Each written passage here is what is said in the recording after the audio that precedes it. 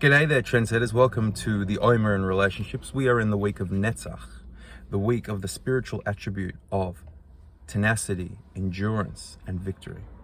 Now, what does victory mean? What does victory in a relationship mean? I think in conventional wisdom, in Instagram influence wisdom of psychology and relationships, I think victory is often, tragically, all about the victory of an individual. But in Hasidic thought, and in relationships, we cannot have the victory of an individual. We have to have the victory of a unit, a victory of a team, a victory of the couple, combined victory. In order for us to travel everywhere on an airplane, there's always a co-pilot. There's two pilots in the cockpit. And victory in the army is ultimately, on the granular level, distills down to the lowest unit in an army is a pair. It's two people together, working together, looking out for each other's back, and working together in unison for victory. I think when we look at the Hasidic song, Dir Netzach, we will be victorious.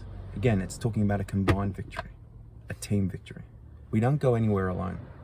And it's very tempting when we encounter difficulties in our relationship and if we're doing our own self-work and self-discovery and unburdening, and we are extricating ourselves from the deep wounds and attachment injuries that we've accumulated in childhood and in life, and the slings and arrows of outrageous fortune that are thrown our way, to not look back as we extricate ourselves from the quagmire and the tar pit or the quicksand to our partner, and we can dismiss them, heaven forbid, for their quote-unquote toxic disorders, which through the IFS lens, when we look at it through compassion and curiosity and courage, we see that maybe some of the things that our partner are doing, and indeed that more importantly that we have been doing, have actually just been survival.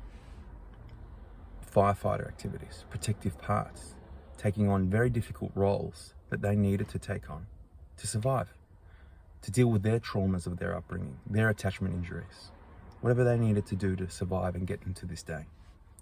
And that they are just simply coping mechanisms to prevent pain and to basically protect their inner and outer worlds, their very existence, their very survival. And if we can look at them as survival tactics rather than toxic, negative pathologies, we can actually turn around and say, hey, I'm extricating myself from this quicksand. Let me give you a hand.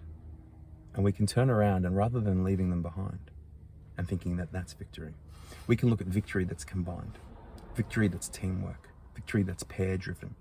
Dir Netzach, we will be victorious together. And I think this is a very important message of this week. It's not only how are we being tenacious for ourselves and how are we being victorious to deal with all of our parts, coming with that courage of self-energy. It's about what are we doing to help our partner? What are we doing to support them on their journey so that they can access the self-energy and the courage and the attribute of Netzach, of victory, of tenacity, of endurance. I think in a partnership, in a relationship, in a marriage, it's all about both of us getting out of the quicksand, the wounds that we've accumulated in childhood. No one leaves childhood without a wound that cuts to the core, says Robert Bly. And Bereshis, Genesis, Hashem, with the Torah, which means hora'ah, instruction, he taught us this from the beginning. Al ken ya'azov ish et aviv ve'et imo. Therefore, an individual will leave behind their parents, their attachment wounds from childhood, v'davak be'ishto, and they will cleave to their partner, their wife, v'yulu basar echad, and then they can be one entity, one flesh. We have to do this together. We can't do this alone. And we need to look at what are we doing so that we're doing it together with our partner, so that together we can be victorious. I'm wishing you a week of victory, a week of tenacity, a week of courage, curiosity, and compassion, and staying Hasidic. Take care.